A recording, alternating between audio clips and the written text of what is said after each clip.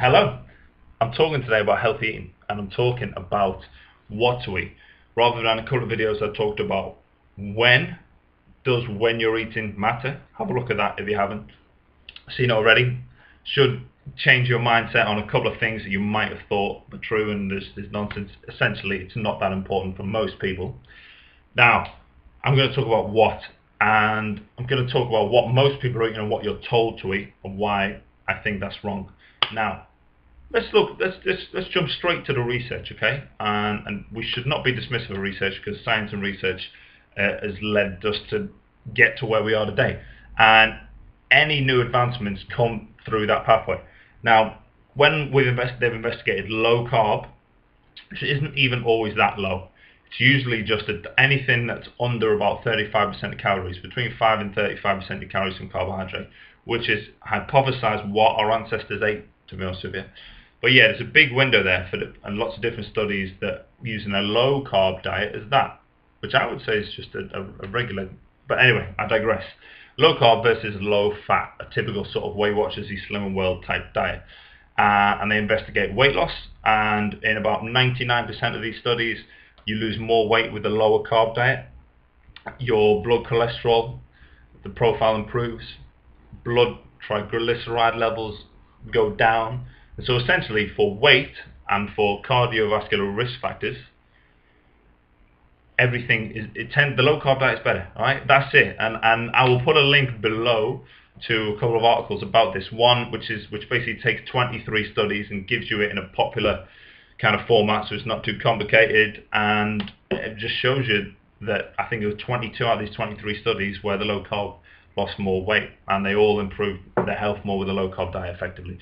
Now, why do we all told to eat so many grains then? Why is the food pyramid with the big load of carbohydrate at the bottom?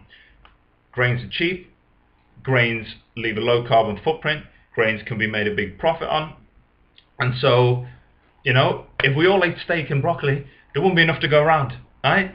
But if you want to be the healthiest you can be, then that's where you got to go. That's what you want to do, really. Okay? The cheapest and the best are never the same thing, are they? So the cheapest food, in other words, grains, cereals, it's just filler.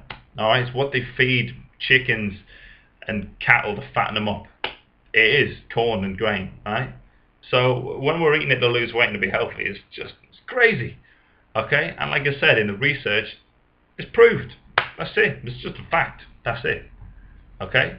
Now, where high carbohydrate foods can be used is for performance and the aid with training. So I eat some rice, and I'll eat some sweet potato and things like that. But I will deliberately put it in as a means of fueling me in order for me in my training, trying to build muscle, trying to get stronger, and that kind of thing. But I'm 6'7". I weigh over 16 stone. I train 5 days a week, and I'm probably eating 200 to 300 carbs a day, and that for me personally is on the high end. So for sedentary people who don't move, to be eating a food that's only function is to give you fuel for energy, just blows the mind. Now we know that protein and fats, there is essential amino acids and essential fatty acids. You need them. You need them to be healthy. Carbohydrate equals glycogen, which is used as a fuel for a lot of different processes. We can make that ourselves. It's not essential. So you must eat a baseline of protein. No doubt about that. In terms of weight, fat and carbs need to be on a scale, but I would always go more for the fat and for health. Okay? Carbohydrates can be used as effectively as a supplement, but I don't think they're good for heart health. They're not good for brain health. I've seen research suggesting that having a high grain carb diet can lead to increase your risk of things like Alzheimer's, Parkinson's disease, as well as high triglycerides in the blood and getting heart disease. Now, I think within the next 10 to 15 years we're going to see a lot more research about that. But basically, you need to eat fats, you need to eat proteins, you don't need to eat carbohydrates. Use them as a supplement. The more active you are and the more muscle mass you have, the more of them you'll be able to take as a general rule.